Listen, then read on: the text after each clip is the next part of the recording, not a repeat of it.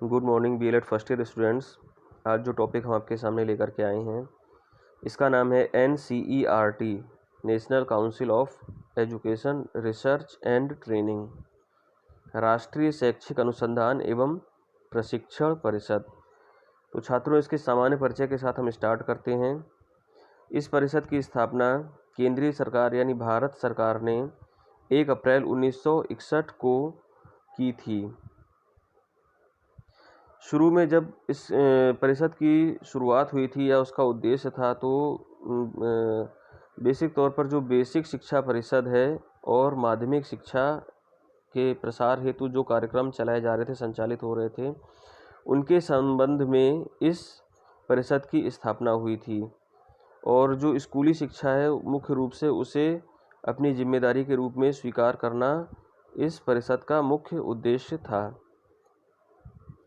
इस परिषद की स्थापना 1961 में हुई थी और इसका कार्यालय जो है वो नई दिल्ली में स्थित है। इसके अतिरिक्त पूरे देश में जो कुल कार्यालय हैं, सारे कार्यालय मिलाकर के इनकी संख्या 17 है, यानी 17 क्षेत्रीय कार्यालय हैं। इसके जो मुख्य अधिकारी है उसे क्षेत्रीय सलाहकार कहते हैं, फील्ड एडवाइज़र कहते हैं। और लगभग सभी बड़े प्रांतों में एक एक इस प्रकार का कार्यालय स्थापित है। इसका जो अध्यक्ष है वो केंद्र सरकार का या भारत सरकार का मानव संसाधन विकास मंत्री होता है। और इसके आगे हम देखते हैं छात्रों की इसके मुख्य उद्देश्य और कार्य क्या हैं इस NCERT के, राष्ट्रीय शैक्षिक अनुसंधान एवं प्रशिक्षण परिषद के। AIIMS and function of national council of education research and training. इस परिषद का मुख्य उद्देश्य एवं कार्य स्कूली शिक्षा एवं शिक्षा के प्रसार एवं उनमें गुणात्मक सुधार करना है और इस हेतु सरकार को समय समय पर सलाह देना है। साथ ही सरकार की नीति के अनुसार स्कूली शिक्षा और शिक्षा के स्वरूप का निर्धारण करना है। इसके उद्देश्य एवं कार्यों को हम कुछ बिंदु दिए हुए उनके आधार पर समझ सकते हैं। सर्वप्रथम, स्कूली शिक्षा के विभिन्न स्तरों का स्वरूप एवं उनके स्तर मान को निर्धारित करना। जो स्कूली शिक्षा है उसके जो विभिन्न स्तरों में उसे विभाजित किया जाता है, उसका स्वरूप कैसा हो और उसका स्तर मान जो है उसको निर्धारित करना इसका उद्देश्य है। स्कूली शिक्षा के विभिन्न स्तरों के उद्देश्य निश्चित करना और उनके लिए पाठ्यचर्या का निर्माण करना, यानी स्कूली शिक्षा के जो विभिन्न स्तर को निर्धारित करते हुए उनके उद्देश्यों को निश्चित करते हुए उसके लिए उचित पाठ्यक्रम का निर्माण करना।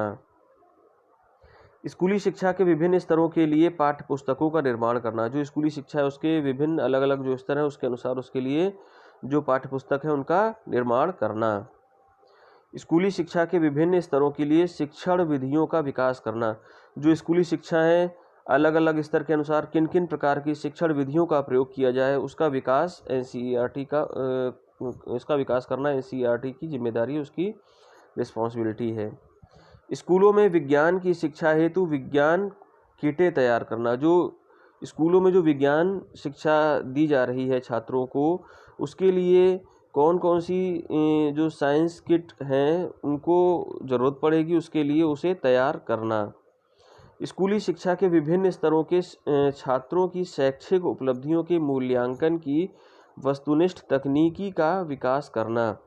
जो स्कूली शिक्षा है उनके जो छात्र हैं अलग अलग स्तर पर, उनके शैक्षिक उपलब्धि के लिए मूल्यांकन किस प्रकार किया जाए, जो उसमें वस्तुनिष्ठता उसमें पाई जाए, इस प्रकार की तकनीकी का विकास करना। स्कूली शिक्षा के विभिन्न स्तरों की समस्याओं को समझना और उनके समाधान खोजना। जो स्कूली शिक्षा है उसमें अलग अलग स्तरों पर कौन कौन सी समस्याएं आ रही हैं उनको समझना और उसके समाधान खोजना। स्कूली शिक्षा शिक्षकों के प्रशिक्षण कार्यक्रम की रूपरेखा निश्चित करना और उनके लिए प्रशिक्षण एवं अभिनव पाठ्यक्रम रिफ्रेशर कोर्सेज की व्यवस्था करना, यानी कि शिक्षक शिक्षा से संबंधित कार्यक्रम और रिफ्रेशर कोर्स वगैरह आदि जो भी चीज़ें हैं उससे संबंधित, टीचर एजुकेशन से संबंधित उनकी व्यवस्था करना। स्कूली शिक्षा और शिक्षक शिक्षा से संबंधित सूचनाएं एवं आंकड़े एकत्रित करना और उन्हें प्रकाशित एवं प्रसारित करना। इस प्रकार से जो स्कूली शिक्षा और टीचर एजुकेशन से संबंधित जो भी डेटा है उसको कलेक्ट करना और उसका प्रकाशन करना और उसको पब्लिश कराना। प्रतिभा खोज परीक्षा और जवाहर नवोदय विद्यालय प्रवेश परीक्षा का संपादन कराना। इस प्रकार से जो अनेक प्रकार के एंट्रेंस एग्जाम के माध्यम से या अनेक प्रकार की प्रतिभा खोज परीक्षाओं का संचालन कराना भी एनसीईआरटी की जिम्मेदारी है। जो नवोदय विद्यालय में जो एंट्रेंस एग्जाम के माध्यम से प्रवेश होता है उसको भी संपादित कराने का जिम्मा जो है वो एनसीईआरटी के अंतर्गत आता है। प्रौढ़ शिक्षा के क्षेत्र में तकनीकी सहयोग प्रदान करना। जो एडल्ट एजुकेशन है उसमें जो टेक्निकल सहयोग की ज़रूरत है उसको प्रोवाइड कराना। राष्ट्रीय जनसंख्या शिक्षा कार्यक्रम में तकनीकी सहयोग प्रदान करना। जो राष्ट्रीय जनसंख्या शिक्षा कार्यक्रम है उसमें जो टेक्निकल हेल्प है उसको प्रोवाइड कराना। राष्ट्रीय पर्यावरण शिक्षा कार्यक्रम में तकनीकी सहयोग प्रदान करना। इस प्रकार से जो राष्ट्रीय पर्यावरण शिक्षा कार्यक्रम चलाया जा रहा है उसमें भी तकनीकी सहयोग प्रदान करना।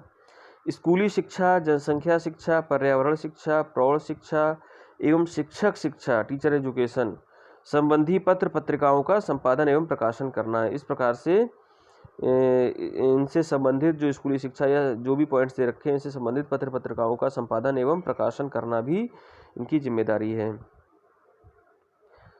स्कूली शिक्षा, जनसंख्या शिक्षा, पर्यावरण शिक्षा, प्रौढ़ शिक्षा और शिक्षक शिक्षा से संबंधित सॉफ्टवेयर तैयार करना और उनका प्रसारण करना। इस प्रकार से ये भी रिस्पॉन्सिबिलिटी, ये भी उद्देश्य इनके अंतर्गत आता है। तो छात्रों इस प्रकरण को हम यहीं पर कंप्लीट करते हैं और नेक्स्ट डे हम मिलते हैं। धन्यवाद।